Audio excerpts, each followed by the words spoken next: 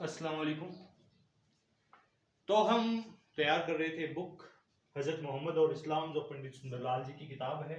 इसके अंदर हमने लगभग कंप्लीट किताब कर ली है, थोड़ी सी किताब हमारी बाकी बची हुई है। और ये जो चैप्टर बचा हुआ है, कुछ चैप्टर हैं, यही नहीं, उसमें ये जो लास्ट चैप्टर है उनमें से एक है इस्लाम के सिद्धांत। तो पंडित सुंदरलाल जी ने इस्लाम के सिद्धांतों के बारे में क्या क्या कहा है उसके बारे में हम विस्तार से जानेंगे। बिस्मिल्लाहिर्रहमानिर्रहीम।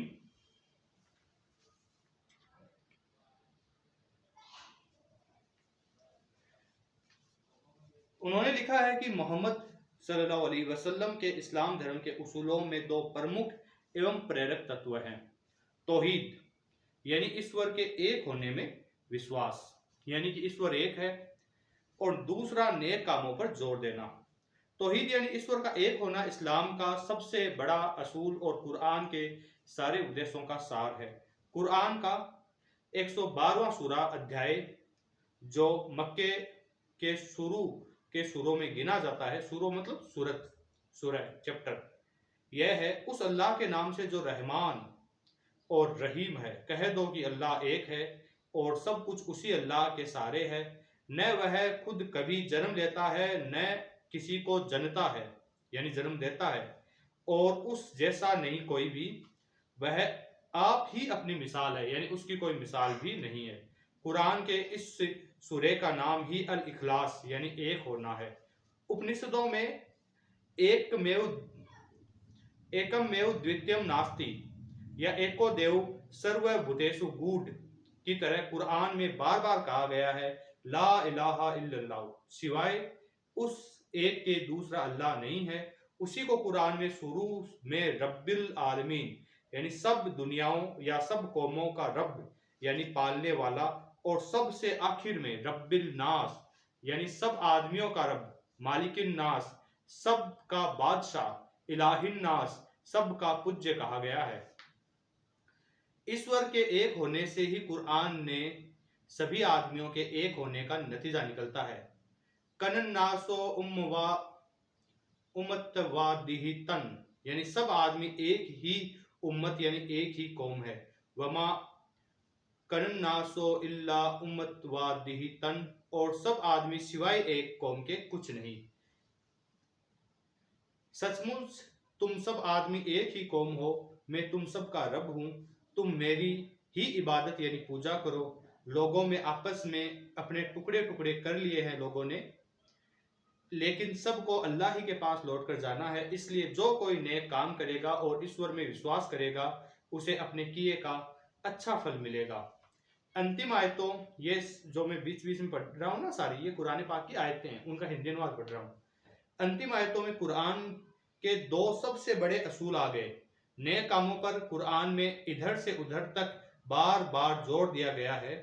सब आदमी एक ही कौम के उसूल से ही इस्लाम ने छोटे बड़े, अमीर गरीब, ऊंच नीच, जाति पाति, खानदान, नस्ल, रंग, गुलाम और मालिक वगैरह का अंतर को मिटाकर सब आदमियों के बराबर होने पर जोर देते हुए बताया कि तुम में से बड़ा वह है जो ज्यादा नेक और परहेजगार हो। कुरान के दूसरे उपदेशों में यह बात दोहराई गई है।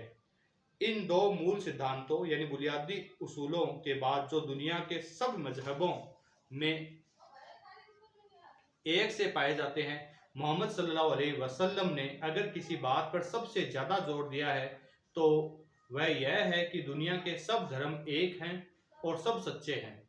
कुरान में इस बात पर जोर दिया गया है कि न मोहम्मद सल्लल्लाहु अलैहि वसल्लम दुनिया का पहला या अनोखा रसूल है, न ही इस्लाम दुनिया में कोई नया मजहब है। कुरान कहता है कि दुनिया में शुरू से लेकर हर जमाने में बराबर रसूल आते रहे हैं और उन सब ने एक ही सच्चे सनातन यानी हमेशा से चले आने वाले धर्म का उपदेश दिया है। दुनिया की कोई कौम ऐसी नहीं है जिसमें बुरे कामों के नतीजों से डर दिखाने वाला ईश्वर का कोई पैगंबर पैदा नहीं हुआ। कुरान की आयत, अगली कुरान की आयत एक और है, हर कौम में रसूल आए हैं या रसूल हुए हैं। अगली कुरान की आयत है, ए मोहम्मद सल्लल्लाहु अलैहि वसल्लम, सचमुच तुम इसके सिवाय और कुछ नहीं, तुम सिर्फ बुरे कामों के नतीजे से लोगों को डर दिखाने वाले हो और दुनिया की हर कौम में इस तरह की हिदायत करने वाले हुए हैं। अगली कुरान की आयत है, हर जमाने में कोई न कोई ईश्वर की दी हुई किताब हिदायत के लिए रही है। अगली आयत है, सचमुच हमने दुनिया की हर कौम में रसूल भेजा जिसका उपदेश यही था कि ईश्वर की पूजा करो और बुराई से बचो। कुरान में लिखा है कि हर मुसलमान क्या हर आदमी का धर्म है कि वह तमाम मुल्कों, कौमों और जमानों के पैगंबरों की एक सी इज्जत करे, उनमें किसी तरह से भी अंतर करना पाप है। और कुरान उन सब के उपदेशों और धर्म की किताबों की सिर्फ तस्दीक करता है, यानी उन्हें सच्चा ठहराता है। आगे फिर कुरान की सेंटेंस आई है, आयत आई है, परमेश्वर ने यह किताब यानी कुरान जिसमें सच्चाई की सीख है तुम पर भेजी है। यह उन सब धर्म की किताबों की तस्दीक करती है, यानी उन्हें सच ठहराती है जो इससे पहले आ चुकी है। फिर कुरान की आयत आई है, कह दो कि हम परमात्मा पर विश्वास करते हैं और जो कुछ परमात्मा से हमें सीख मिली है उस पर विश्वास करते हैं, और जो कुछ इब्राहिम, मूसा, ईसा और दुनिया के और तमाम पैगंबरों को परमात्मा से सीख मिलती रही है उस सब पर विश्वास करते हैं। हम इनमें एक से दूसरे में किसी तरह का कोई अंतर नहीं करते। हम ईश्वर के आदेश को मानते हैं, उसकी सच्चाई जहां कहीं और जिस किसी को की भी जबानी आई हो उस पर हमारा विश्वास है। आगे फिर कुरान की आयत है, हम अल्लाह के रसूलों में किसी तरह का अंतर नहीं करते। फिर कुरान की आयत है, जो लोग अल्लाह और उसके पैगंबरों में अंतर करना चाहते हैं और कहते हैं कि इनमें से हम किसी को मानते हैं और किसी को नहीं मानते, वह काफिरून हक्का यानी सचमुच काफिर है। काफिरून हक्का शब्द कुरान में केवल एक जगह आया है और यह उन लोगों के लिए आया है जो पैगंबर में से किसी तरह का अंतर करते हैं, यानी एक को मानते हैं दूसरे को नहीं, या एक को बड़ा मानते हैं दूसरे को छोटा मानते हैं। एक बात यहां ध्यान देने की है, यहां बार बार यह बताया गया है कि जो इससे पहले जो मजहब जिनको हम जानते हैं आ चुके हैं, तो कुरान उन सब की तस्दीक करता है। कुरान कहता है ईसाई धर्म जिसके मूल उसूल जो है, इंजील जो है, जो ईसा अलैहिस्सलाम आए थे, जीसस क्राइस्ट, वो सच्चे थे, वो अल्लाह ही के पैगंबर थे। यहूदी धर्म जिसमें मूसा अलैहिस्सलाम आए थे, मोजेज, वो भी सच्चे थे और उनकी किताब तौरात सच्ची थी। यहां तक कि विद्वानों की यह राय है कि हमारे भारत में एक महान संत महात्मा गौतम बुद्ध आए थे, तो वो भी हो सकता है कि पैगंबर हो, और हमें पता ही नहीं है कि दुनिया में कितने सारे पैगंबर आए होंगे, हम नहीं जानते। दुनिया भर में बहुत सारे पैगंबर आए हैं और उन्होंने अपनी बातें बताई है। लोगों ने उनकी चीजों को बदल दिया और वो बदलते बदलते इतनी बदल गई कि एक अलग धर्म जैसा हमें दिखने लगा है। तो हम अगर किसी भी धर्म के किसी महान पुरुष के बारे में कुछ भी गलत कहते हैं तो इस बात का पक्का खतरा रहता है कि हम काफिरून हक्का में आ जाएं। क्यों? क्योंकि हो सकता है कि वो व्यक्ति पैगंबर रहा हो सकता है कि उसकी जो अब वाली जो शिक्षाएं हमें दिख रही है वो गलत हो सकती है, लेकिन जो उसने बताई थी बातें वो तो पैगंबरों वाली भी हो सकती है। आगे देखिए,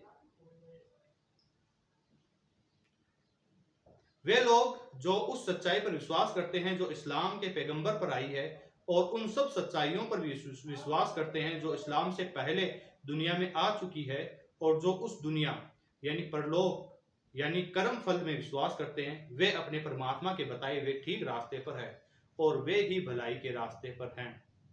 यह भी कुरान की आयत है। सब मजहबों को सच्चा और सबको चलाने वालों को ईश्वर के भेजे हुए मानते हुए मोहम्मद सल्लल्लाहु अलैहि वसल्लम का कहना है कि हर मजहब के दो पहलू होते हैं, एक उसकी पूजा का तरीका, दूसरा बुनियादी उसूल। पहला देश काल के लिए ठीक अलग अलग मजहबों के लिए अलग अलग होता है, दूसरा सब धर्मों के लिए एक होता है।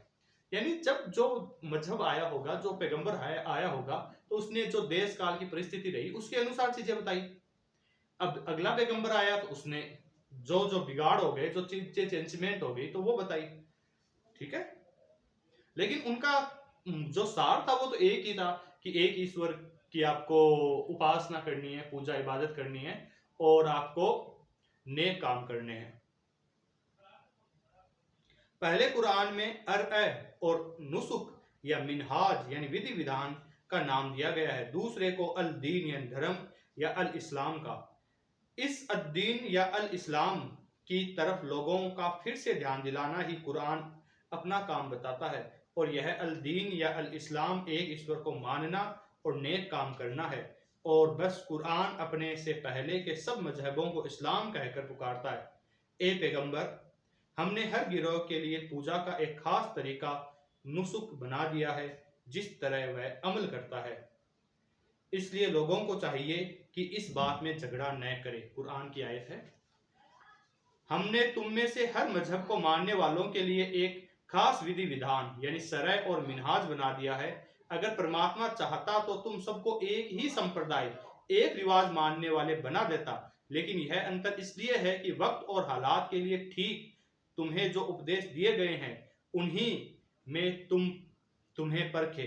इसलिए इन अंतरों के पीछे न पड़कर नए कामों को करने में एक दूसरे से बढ़ने की कोशिश करो, क्योंकि असली काम यही है। कुरान की आयत है, आगे कुरान की आयत है, तुम्हारा रब यही नहीं कर सकता कि जिन लोगों के विश्वास गलत है लेकिन जो नए काम करते हैं उन्हें बर्बाद कर दे। यानी अगर कोई व्यक्ति, उसका विश्वास, उसके दिल पर सही विश्वास अभी नहीं उतरा लेकिन नए काम किए, उनको बर्बाद नहीं करेगा ईश्वर। वह चाहता तो सबका विचार एक ही कर देता, लेकिन इन बातों में लोगों में मतभेद रहेगा। इस्लाम एक ही है, कुरान एक ही है, रसूल, आखिरी रसूल एक ही है, लेकिन फिर भी इस्लाम को लेकर भी तो मतभेद है। एक ही आयत की अलग अलग तफसीर में कि उसकी व्याख्या करने में भी तो मतभेद है। ये मतभेद हमेशा रहेंगे। और नेकी की राह यह नहीं कि तुमने पूजा के वक्त अपना मुंह पूरब की तरफ कर लिया या पश्चिम की तरफ, या इसी तरह की कोई दूसरी बात, ऊपरी रस्म रिवाज कर ली। नेकी की तो राह यह है जो परमात्मा पर, आखिरत यानी अपने ईश्वर के सामने जाने वाले दिन पर, फरिश्तों पर, ईश्वर की दी हुई सब किताबों पर और सब पैगंबरों पर विश्वास करता है। अपना प्यारा धन रिश्तेदारों, अनाथों यानी यतीमों, गरीबों, मुसाफिरों और मांगने वालों की राह में और गुलामों को आजाद करने में खर्च करता है। नमाज पढ़ता है, अपनी कमाई से दान यानी ज़कात देता है, जब किसी को वचन देता है तो उसे पूरा करता है, दुखों, मुसीबतों और घबराहट के वक्त धीरज बनाए रखता है। याद रखो, ऐसे ही लोग सच्चे दीनदार हैं और वे ही धर्मात्मा यानी मुत्तकी हैं। सचमुच निजात यानी मुक्ति का रास्ता खुला हुआ है। ये सब कुरान की आयतें चल रही है अभी जो मैं बोल रहा हूं, वह किसी खास गिरोह के लिए नहीं है। जिस किसी ने परमात्मा के आगे सर झुकाया और जो सदाचारी यानी नेक काम करने वाला हुआ, चाहे वह यहूदी हो या ईसाई हो या कोई और, वह अपने रब से फल पाएगा। उसके लिए न किसी तरह का डर है न ही कोई गम। आगे कुरान की आयत है, जो लोग मोहम्मद पर ईमान लाए सल्लल्लाहु अलैहि वसल्लम, चाहे वे हों या वे लोग हों जो यहूदी या ईसाई या साबी, पुराने जमाने का एक मजहब है साबी, हों, कोई भी क्यों न हो और किसी गिरोह का क्यों न हो, अल्लाह का कानून मुक्ति यानी निजात के लिए यह है कि जो कोई भी अल्लाह पर और अंत में एक दिन सबको अपने कर्मों का फल मिलने पर विश्वास करता है और नेक काम करता है, वह अपने विश्वास और अपने अच्छे कामों का फल अपने ईश्वर से जरूर पाएगा। उसके लिए न किसी तरह का डर है न कोई गम। कुरान का दावा है कि सब धर्मों के चलाने वालों ने इसी बुनियादी असूल का उपदेश दिया है, एक ईश्वर की पूजा और नेक काम। इसी को कुरान इस्लाम कहता है और सब पुराने धर्मों को के उन मानने वालों को जो इस मूल सिद्धांत पर अमल करते हैं, कुरान मुस्लिम कहकर पुकारता है। और दूसरी बातों को जैसे पूजा का तरीका कुरान काम चलाने का तरीका बताता है, और इसी का मूल सिद्धांत पर दुनिया के सब आदमियों को एक भाईचारे में बंध जाने का उपदेश देता है। कुरान में उन्हीं कर्मों को अच्छा बताया गया है जिन्हें सब अच्छा मानते हैं, और उन्हें बुरा बताया गया है जिन्हें सब बुरा समझते हैं। अच्छे कामों के लिए मारूफ और बुरे कामों के लिए मुनकर शब्द जो कुरान में आए हैं, उनका अर्थ यही है। यही अर्थ कुरान न सिर्फ उन सब धर्म चलाने वालों को ठीक माना जिनके नाम लेवा उनके सामने थे, बल्कि साफ शब्दों में कह दिया कि मुझसे पहले जितने भी रसूल और धर्म चलाने वाले आ चुके हैं, मैं सबको ठीक मानता हूं और उनमें से किसी एक को न मानने की भी ईश्वर की सच्चाई से इनकार करना समझता हूँ। यानी अगर एक मुसलमान 1,24,000 औलिया इकराम पैगंबर आ चुके हैं, अंबिया आ चुके हैं, तो उन 1,24,000 में से एक को भी नहीं माने तो फिर वो मुसलमान नहीं रहेगा, वो इस्लाम में दाखिल नहीं होगा। और हम तो उनके नाम नहीं जानते कि 1,24,000 कौन थे। लगभग 25 या 27 पैगंबरों के नाम ही कुरान पाक में है। इसका क्या मतलब है? इसका मतलब ये है, क्या चाहता क्या कुरान इससे बताना? ये बताना चाहता है कि भले ही तुम नहीं जानते हो, लेकिन जरूर पैगंबर तो रहे हैं, दुनिया के हर कोने में रहे हैं। आगे देखो,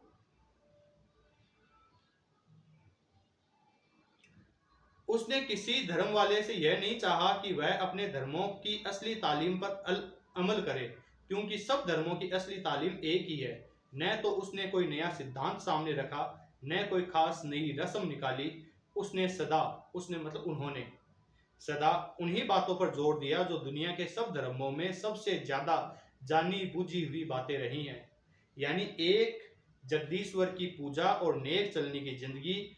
उन्होंने जब कभी लोगों को अपनी तरफ बुलाया तो यही कहा है कि अपने धर्मों की असली तालीम को फिर से ताजा कर लो, तुम्हारा ऐसा करना ही मुझे मान लेना है। और आज भी जो मुस्लिम विद्वान हैं, जो गैर मुस्लिम्स को जब भी बात कहते हैं तो कहते हैं कि आप जो आपके जो स्क्रिप्चर्स है, आपकी जो किताबें, उनको ठीक से पढ़ लो, फिर आप अपने आप सही रास्ते पे आ जाएंगे, आप अपने आप इस्लाम के रास्ते पे आ जाएंगे। क्योंकि आपके जो स्क्रिप्चर्स है उनको आप पढ़ते नहीं है, तो आप अपने मजहब के बारे में भी गुमराह है और इस्लाम के बारे में भी गुमराह रहते हैं। इस तरह मोहम्मद सल्लल्लाहु अलैहि वसल्लम के उपदेशों का सार या कुरान के खास असूल यह है, सिर्फ एक ईश्वर को मानना और उसी की पूजा करना, नेक काम करना और बुरे कामों से बचना, और सब धर्मों की जड़ को एक मानना, और सब धर्मों के महापुरुषों का आदर यानी इज्जत करना। शुक्रिया, जय हिंद। जुड़े रहिए और आप सीरत ए रसूलुल्लाह सल्लल्लाहु अलैहि वसल्लम को पढ़ते रहिए।